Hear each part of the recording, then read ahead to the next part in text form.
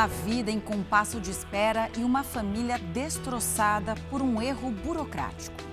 Uma falha no sistema de cadastramento da Justiça mantém ativo o mandado de prisão de um jovem que nada deve à sociedade. Essa é a história de Vitor Lopes.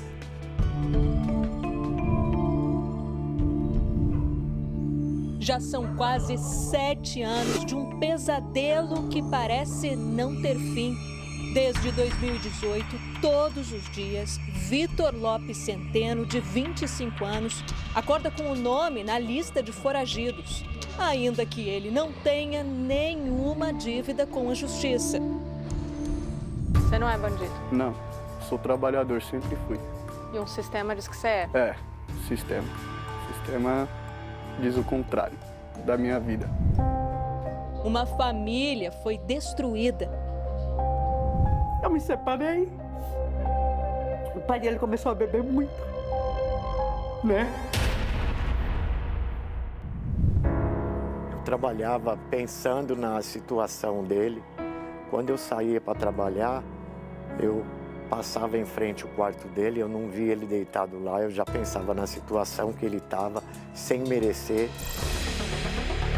Mas como um homem pode ser procurado e até mesmo preso por um crime que nunca cometeu? E mais, em um caso que já houve julgamento e ele foi considerado inocente. Para entender melhor essa história, é preciso voltar a agosto de 2018. Um casal teve o carro roubado a mais ou menos uns 2 quilômetros daqui. E o veículo foi encontrado 3 dias depois, nessa rua. Era aqui também que o Vitor estava conversando com amigos quando a polícia chegou. Isso bastou para que ele fosse apontado como um dos autores desse roubo e levado preso. Aí começaram a perguntar da chave, eu sem saber do que se tratava, de que chave seria. Aí eles começaram a bater na gente, algemaram a gente e colocou a gente sentado em cima da mão. Bateram muito nele, né? Bastante. E uma amiga viu e veio aqui correndo me chamar, falando que a polícia estava batendo nele. E eu saí desesperada atrás. Vitor foi apontado pelas vítimas como o assaltante, reconhecido por uma foto, mas elas voltaram atrás. Viu que tinha cometido um erro, que eles estavam acusando um homem inocente. Aí voltaram atrás, mas mesmo assim eu não fui solto, né? Eu fiquei preso. Um vídeo ajudou a comprovar a inocência dele. Nas imagens, o carro roubado passa pela rua no momento em que Vitor caminhava ao lado de um colega. Eu acho que eles estavam fugindo já da polícia. Aí eles abandonaram o carro lá e a polícia passou pela gente. As evidências da inocência não impediram que o rapaz ficasse mais de 3 meses preso. Não desejo para ninguém, lá dentro é horrível. É opressão, te xingam, te fazem das piores coisas com você. Todo final de semana a gente ia e dormia no carro e comprava as coisas que tem que levar. Todo final de semana, todos. Em novembro de 2018, o caso foi a julgamento. A juíza responsável pelo processo decidiu absolver Vitor por falta de provas. E ele foi solto no dia seguinte. Mas esse não seria o fim do pesadelo. Depois da prisão em 2018, ele ainda foi detido outras 10 vezes. Amigos e vizinhos registraram algumas das prisões. Em casa, em frente ao trabalho e na frente do filho de Vitor, de apenas 5 anos. Tento passar para ele que foi um acontecido, né? Que foi uma injustiça que aconteceu, mas que ele não precisa ter medo, que ele pode ficar tranquilo, que é só um mal-entendido. As prisões acontecem porque, apesar da sentença de absolvição e do alvará de soltura, o mandado de prisão contra Vitor permanece ativo, como mostra a pesquisa feita no Banco Nacional de Medidas Penais e Prisões. O nome dele ainda está na lista de procurados no portal do Conselho Nacional de Justiça. Vitor, lá em 2018, você tinha 19 anos. Isso. E você já era um rapaz muito trabalhador, né? Você já era do corre, digamos assim. Você tinha 2 empregos naquela época? Sim, eu tinha 2 empregos. Depois que você foi preso, o que aconteceu? Você perdeu os 2 empregos? Sim, eu perdi os 2 empregos. Bom, aí para conseguir uma renda, porque além de tudo você tem pensão para pagar pro seu filho, né? Sim. Você comprou essa moto aqui. Isso, eu comprei essa moto. E hoje você trabalha em cima dela fazendo entregas. Isso, eu trabalho com ela fazendo entrega. E toda vez que você passa em radar inteligente, isso aciona a polícia por causa do mandado em aberto? Sim, porque consta que eu tô procurado, né? Em nota, a Secretaria de Segurança Pública de São Paulo justificou as abordagens e prisões com cumprimento do mandado de prisão preventiva inserido no Banco Nacional de Mandados de Prisão, mantido pelo Conselho Nacional de Justiça, e afirmou que eventuais inconsistências ou divergências devem ser analisadas e deliberadas pelo Poder Judiciário. É absolutamente incomum, não é?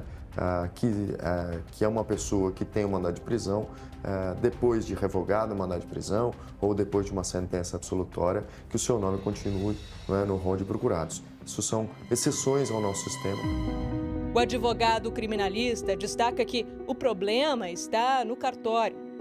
O cartório tem que fazer uma comunicação dentro do sistema do CNJ para que este mandado específico seja baixado. Então não é um ticar, mas tem um processo interno para fazer essa baixa. É um processo comum de todos os dias do nosso sistema judiciário.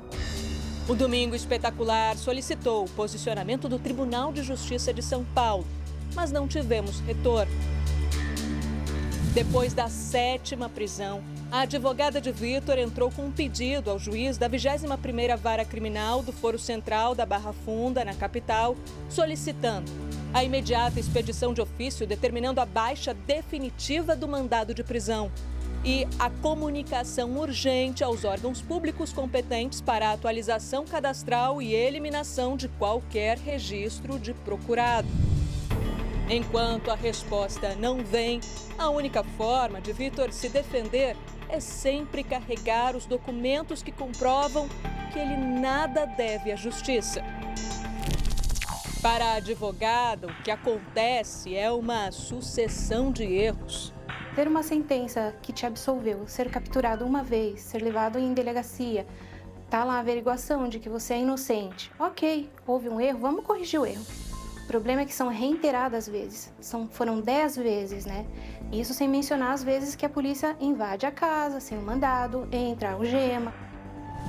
Segundo ela, a falha na atualização do sistema configura grave violação da dignidade da pessoa humana, violação à honra e à imagem, erro judiciário materializado. O que a gente busca agora é a justiça, né? Que ele seja reparado, indenizado por isso, né? Porque isso não pode ficar impune. Enquanto tudo isso não se resolver, Vitor não consegue seguir em frente na vida profissional. Não adianta ele tentar se colocar agora, porque ele está sendo procurado. Se ele sair na rua agora, ele vai preso. Se ele for no poupa-tempo, em algum outro lugar, disso para falar, ele vai preso. Trabalho somente sem registro, como prestador de serviço. O Vitor está trabalhando conosco há aproximadamente 3 anos. O empresário descobriu o mandado de prisão em aberto após uma abordagem da polícia na porta da loja.